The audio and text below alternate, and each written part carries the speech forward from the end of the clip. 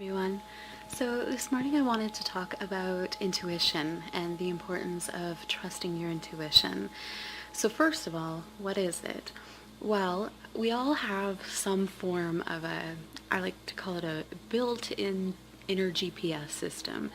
And now for anyone who doesn't believe in anything, or let's just say if you're completely scientific minded, maybe you only believe in the conscience, and that's totally okay. That's awesome. So depending on where you're coming from, you can consider it your inner I can't talk. I'm sorry. Inner Jiminy Cricket, your inner GPS, instincts, intuition. Some people refer to it as the God within, Spirit, Holy Spirit, the universe within, Chi. And so there's lots of different terms that you can coin to it, but ultimately it's that part of us that can really help guide us and help us to embrace the beautiful aspects of our lives, and also to help us out to steer clear of things that could hurt us or could cause danger to us. So learning to be able to embrace and trust your intuition is a really powerful thing. Now, just like anything, it's gonna take practice. Practice makes excellence. So ultimately, just like anything, chances are you're gonna get it mixed up at first. And guess what? That's okay. Please don't worry about it. It's okay.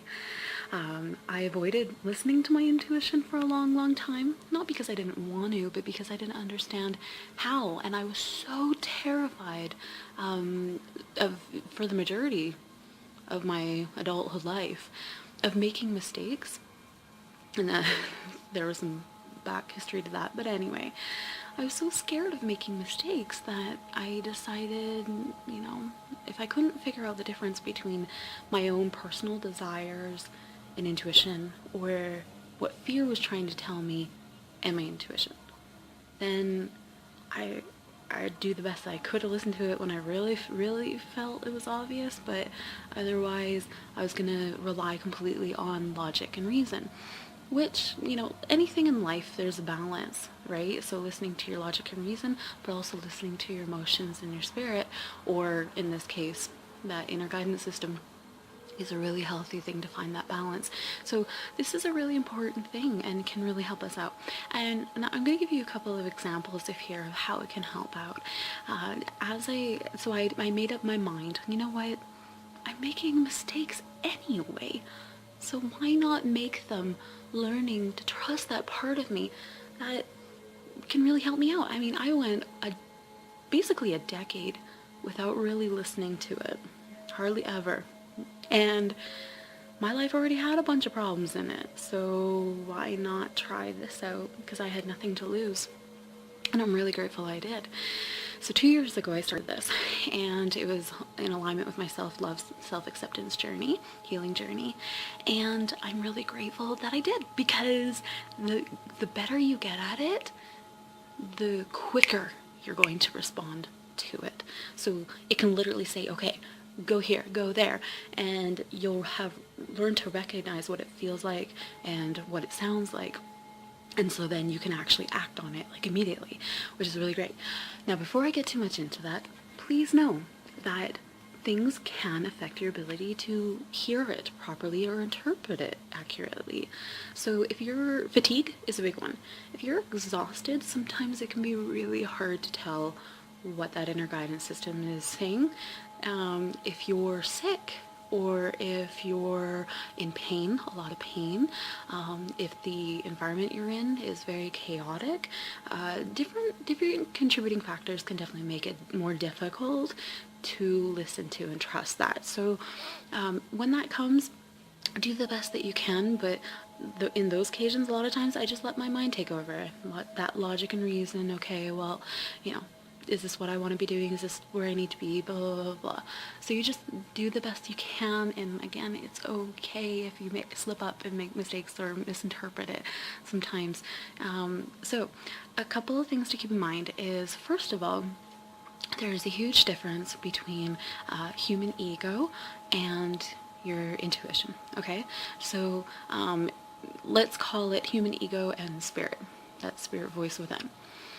Now, spirit helps guide. It'll come from a place of love, and it'll come from a place of protection. Like, so if you're about to cross a street, a busy street, and there's a car coming, it's that voice that says, don't cross the street, or get out of the way, or something, right? So your inner guidance system will help protect you, or don't go down that street. You know, like, it'll just give you the strong feeling, like, don't go down that street. And then maybe the next day you find out that there was a big fight or something there, and it was dangerous if you would have gone down there, and maybe you never find out why you had that feeling not to do something. But your intuition can also guide you to lead you to your greatest happiness, and that's a beautiful, beautiful thing. Help you live a life of bliss. Now, the human ego is fear-based. Completely fear-based. So it'll be the one that, I'll give you an example of swimming.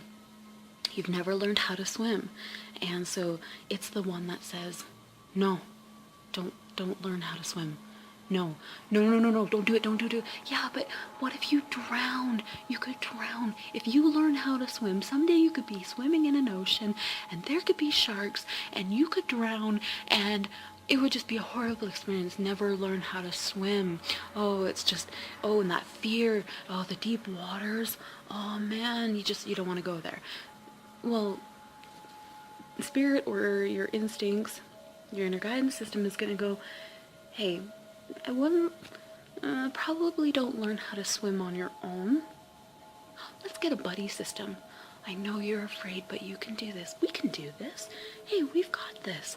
So it's the one that kind of like, there's a difference between ego fear and your fears that you're trying to overcome, right? So one's irrational and one's rational, in a sense where it's like, you can overcome this. This can be a good thing. Pursuing your dreams and your passion. Ego is going to be that one that pipes up and like, no, you could fail. Oh my gosh, you don't even try. People are going to laugh. They're going to think you're weird. And intuition's going to be like the one, you can do this. You can shine. You just one step at a time. You've got this.